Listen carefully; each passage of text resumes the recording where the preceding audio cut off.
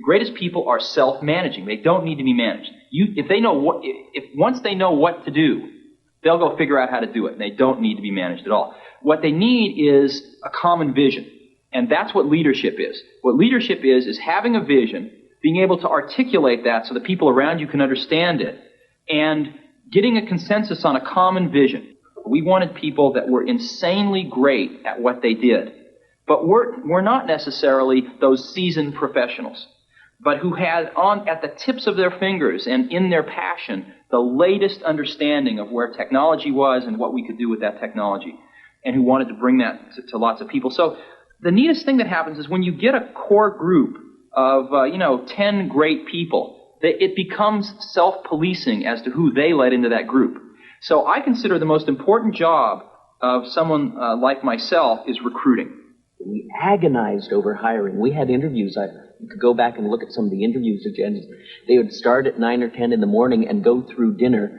A new interviewee would talk to everybody in the building at least once and maybe a couple times, and then come back for another round of interviews, and then we'd all get together and talk about it. And then they could fill out an application. No, they never filled out. The most critical part of the interview, at least to my mind, was when we finally decided we liked them enough to show them the Macintosh prototype, and then we sat them down in front of it, and if they just kind of were bored or said, this is a nice computer, we didn't want it. We wanted their eyes to light up and them to get really excited, and then we knew they were one of us.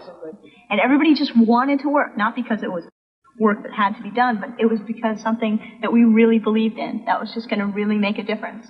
And that's what kept the whole thing going. We all wanted exactly the same thing, and instead of spending our time arguing about what the computer should be, we all knew what the computer should be, and we just went and did it. We went through that stage in Apple where we went out and we thought, oh, we're going to be a big company, let's hire professional management. We went out and hired a bunch of professional management. It didn't work at all. Most of them were bozos. They knew how to manage, but they didn't know how to do anything.